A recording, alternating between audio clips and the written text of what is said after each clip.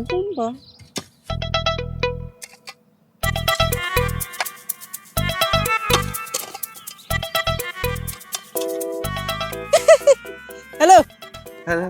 Hi bro. Hello, ഞാനിവിടെ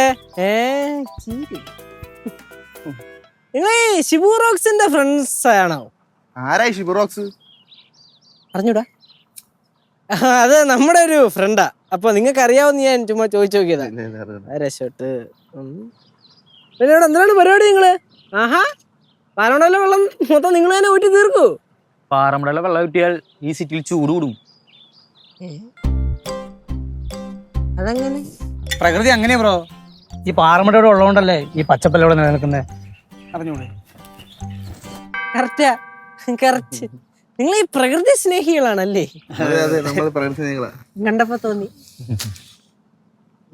എന്താ പരിപാടി? ആ, പുറകെ വെച്ച് പിടിച്ച ചേച്ചി, ഇവരൊക്കെ ഈ പ്രകൃതി സ്നേഹികളാണെന്ന്. ചീര കൃഷിയാ?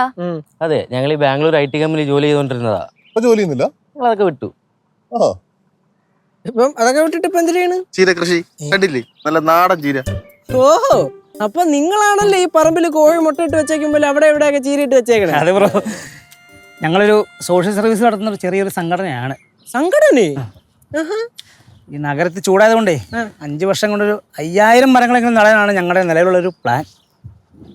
5000 വരൂ? പൊളി. ചുരുങ്ങിയത്. കൂടാതെ ജൈവ കൃഷിയും. ഈ ജൈവ കൃഷി എന്ന് പറയുമ്പോ ജൈവ പച്ചക്കറി കൃഷി? അത് തന്നെ. പച്ചക്കറി കൃഷിയാ? കൃഷി എന്ന് പറയുമ്പോ നമ്മുടെ ഏരിയ ചേച്ചി, നമ്മുടെ ടീമാണ് ഇവര്. അതിന് നിനക്ക് വായ്ത്താളം മാത്രല്ലേ ഉള്ളൂ, പ്രവൃത്തിയിലൊന്നും ഇല്ലല്ലോ. അങ്ങനൊന്നുമല്ല, ഞാൻ നല്ല സൂപ്പറായിട്ട് കൃഷിയൊക്കെ ചെയ്യും. നീ കൃഷിക്കാരാണോ? ഫാമിലി പാരമ്പര്യമായിട്ട് കൃഷിക്കാരാണ്, അതുകൊണ്ട് അത്യാവശ്യം പൊട്ടുമുടിയൊക്കെ അറിയാം. അതെ, നിങ്ങള് ഈ മെയിൻ ആയിട്ട് ഫോക്കസ് ചെയ്യുന്നത് എന്താണ്? മെയിനായിട്ട് നമ്മൾ നോക്കുന്ന ചീരകൃഷിയാണ്. അല്ലാതെ ശുദ്ധമായ മലക്കറികളും ഉണ്ട് വേറെ. ആണോ? പിന്നെ അങ്ങനെയാണെങ്കിൽ നമുക്ക് ഈ പയറിന്റെ കാര്യത്തെ കുറിച്ച് ഒന്ന് ഡിസ്കസ് ചെയ്യണം കേട്ടോ. പയർ ആ ഏരിയയിൽ ഇട്ട് കഴിഞ്ഞാൽ നന്നായിട്ട് വളരും. ചേട്ടാ, നമുക്ക് അത് നോക്കാം കേട്ടാ. പയറ് എന്തായാലും നിങ്ങളുടെ പരിപാടി കൊള്ളാം. യൂത്തന്മാർ എന്നൊക്കെ പറഞ്ഞാൽ ഇങ്ങനെ വേണം. എനിക്ക് നിങ്ങളുടെ അടുത്ത് റെസ്പെക്ട് ഫീൽ ചെയ്യും. Best wishes. Thank you. ഇതെന്റെ ഹസ്ബൻഡ് സിദ്ധു, അത് അനിയൻ കേശു. നിങ്ങൾക്കേ ഇവിടെ എന്തെങ്കിലും ആവശ്യമുണ്ടെങ്കിൽ ഞങ്ങളോട് പറഞ്ഞാൽ മതി കേട്ടാ. ഇവര് പണിയൊന്നും അറിയില്ലെങ്കിൽ സഹായിക്കും, നല്ലോണം സഹായിക്കാൻ അറിയാം. ആരും അറിഞ്ഞ പണി അറിഞ്ഞൂടൊന്ന് വൃത്തിക്ക് പണി അറിയാം. എന്തുകൊണ്ടാലും വിളിച്ചാൽ മതി, കട്ടയ്ക്ക് കൂടെ വയ്ക്കും. Okay okay okay. ഇപ്പൊ എന്താ നമ്മുടെ സഹായം വേണം? എന്തൊരു ഇപ്പൊ എല്ലാരും പറയുമ്പോ ഒരേപോലെ പറയുന്നുണ്ടല്ലോ അല്ലേ ചേച്ചി? അപ്പൊ ഞാനെന്നാ അങ്ങോട്ട്. പിന്നെ നടക്കട്ടെ. നല്ല പിള്ളേരല്ലേ? ഓ ചേച്ചി, അവന്മാരാ ഏരിയ മൊത്തം ചീരിയിട്ടേക്കാണ്. പിന്നെ നല്ല തളുത്ത് കിടക്കണം ഇങ്ങനെ.